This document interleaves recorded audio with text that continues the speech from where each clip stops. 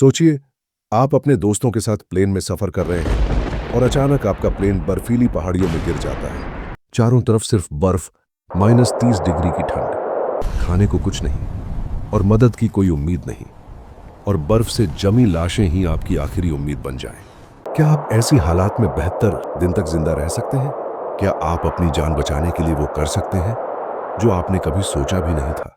1972 की सर्दियों में एक विमान दुर्घटना ने पूरी दुनिया को चौंका दिया। उरुग्वे की रग्बी टीम और उनके परिवारों से भरा एक विमान एंडीज पर्वतों के ऊपर क्रैश हो गया। लेकिन यह सिर्फ एक हादसा नहीं था, यह एक ऐसी भयावह, चौंकाने वाली और इंसानी हिम्मत की हदें पार करने वाली कहानी बन गई जिसे एंडीज का चमत्कार कहा जाता है। 45 यात्रियों में से कुछ ने असंभव को संभव किया। उन्होंने बर्फ, भूख, मौत और नैतिक संघर्षों के बीच 72 दिन जिंदा रहने की लड़ाई लड़ी। सोचिए, जब मौत बिल्कुल सामने खड़ी हो और आपके पास बचने का सिर्फ एक ही रास्ता, क्या आप वो कदम उठा पाएंगे? 13 अक्टूबर 1972, एक दिन जो हमेशा के लिए इतिहास में दर्ज हो गया। उरुग्वे की रग्बी टीम, उनके दोस्त और परिवार के सदस्य, कुल 45 लोग मोंटेवीडियो से चिली के लिए निकले थे। वे एक चार्टर्ड फ्लाइट से यात्रा कर रहे थे। मौसम खराब था, लेकिन पायलट ने सोचा कि वह खतरनाक मोड़ से बच जाएगा, लेकिन किस्मत कुछ और ही चाहती थी। विमान एंडीज की बर्फीली चोटियों से टकरा गया और हवा में ही टूटकर गिरने लगा। कुछ यात्रियों की तो वहीं मौत हो गई। बाकियों के लिए असली लड़ाई अब शुरू हुई थी, ठंड से, भूख से और सबसे बड़ी बात, उम्मीद से। प्लेन क्रैश तो हुआ, लेकिन असली त्रासदी तो उसके बाद शुरू हुई। बचे हुए लोग विमान के टूटे हिस्से को ही अपना घर बना लेते हैं। बर्फीले तूफान और 30 डिग्री की ठंड में उनके पास सिर्फ वही कपड़े थे जो उन्होंने पहने हुए थे।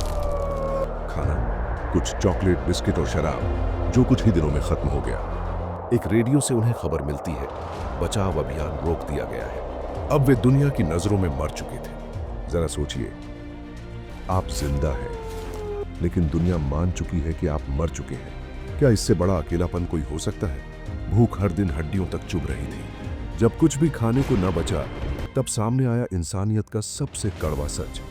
क्या जीवित रहने के लिए उन्हें अपने मृत साथियों के शरीर खाने होंगे?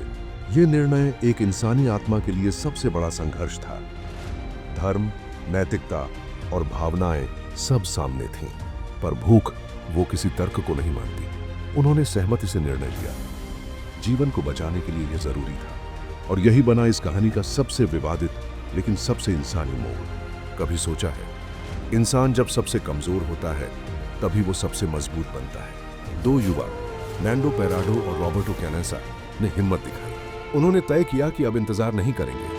उन्होंने पहाड़ चढ़ने की ठानी, बिना नक्शे, बिना रास्ते, सिर्फ उम्मीद के साथ। 10वें दिनों तक वे बर्फ से ढंके पहाड़ों, तेज हवाओं और मौत की सन्नाटी में चलते रहे, और अंत में पहुंचे एक किसान के पास, जो इनका असली मसीहा बन गया। जब सब कुछ खत्म लगता है, तभी कहीं ना कहीं एक दरवाजा खुलता है। 72वें दिन बचाव दल दोबारा आया, और इस बार वो सिर्फ लाशें नहीं बल्कि 16 जिंदा लोग लेकर लौटा।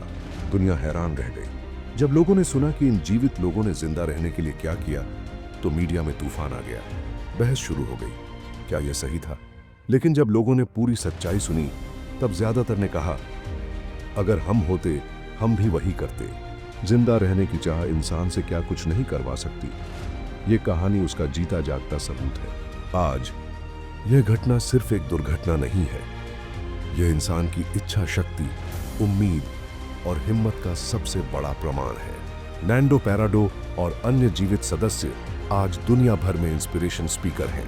उन्होंने एक बात सिखाई, कभी मत मानो कि सब खत्म हो गया है। जब तक आप सांस ले रहे हो, तब तक उम्मीद जिंदा है। एंडीज की बर्फ में दबी ये कहानी हर इंसान को याद दिलाती है, चमत्कार कहीं और नहीं, हमारी सोच में होते हैं।